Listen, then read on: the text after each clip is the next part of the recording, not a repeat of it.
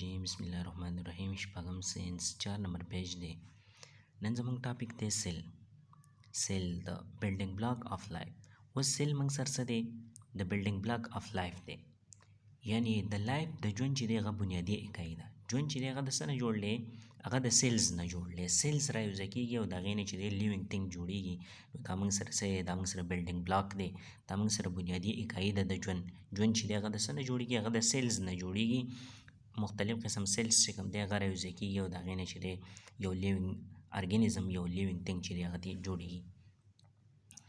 A wall is made up of bricks. لاندې اوس موږ ته وایي چې دیوال چې کوم دی هغه د خښتو نه جوړ دی. Its building block or structural unit is a brick.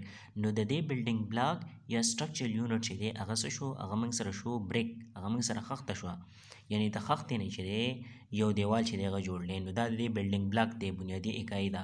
او structural unit دی. structural unit داسې دی چې د هغې د ساخت اکایي ده، چې د دیوال چې کوم ساخت جوړ شو هغه د څه نه جوړ شو؟ هغه موږ سره د بریک نه جوړ شو، هغه موږ سره د خښتې نه جوړ شو. لایک وایز اسی طرح دغه شانته کې all living things plants and animals are made up of small structural units called the cells. دغه شانته کې ټول living things چې کوم دي، ټول living things مطلب plants and animals، plants او animal چې کوم دي، بوټي او ځناور are made up of small structural units. دا د څه نه جوړ دي؟ دا small structural unit نه جوړ دي، یعنی وړې وړې بنیادي اکایانې راوځای شوي دي او د هغې structure د هغې باډي چې دی د پلانټ او د انیمل هغې ته جوړه شوې ده. نو دغې ته موږ څه ویو؟ هغې ته موږ سیلز ویو.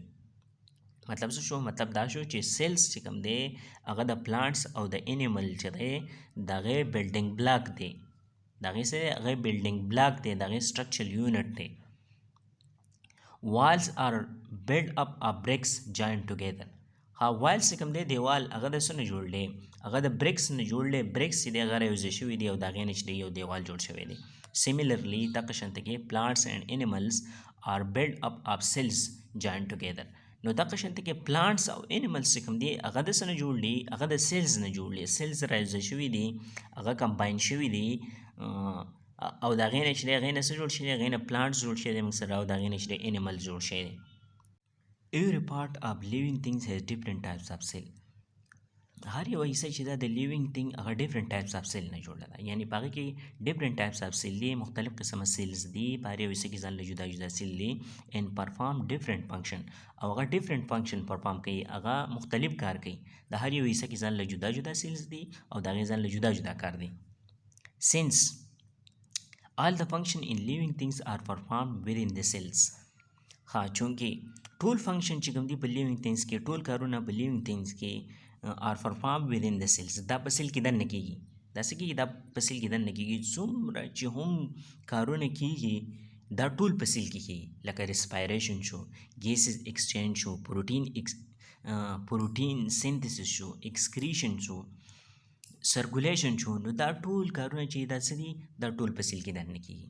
دا د سیل تیوریم ده چې all metabolic reaction take place within the cell.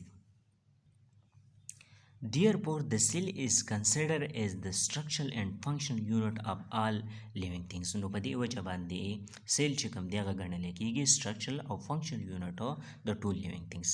د ټول living things چې کوم دی سیل هغه څه دی؟ هغه structural او functional unit دی، یعنی structure ته هم جوړ دی او هغې کې چې کوم فنکشن کېږي نو هغه هم سیلز کوي. نو دا structural او functional unit شو د living things.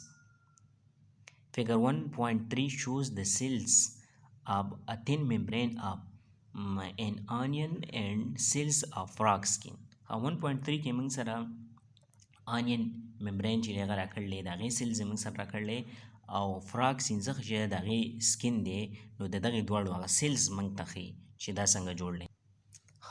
دا موږ سره د فراګ سیل دی کوم چې په مایکروسکوپ باندې د مایکروسکوپ یو تصویر دی او دا موږ سره چې دی دا موږ سره د آنین د پیاز سیلز دي نو هغه موږ ته دلته ښودلي دي. په 1.3 کې داسې دا موږ سره سیلز دي.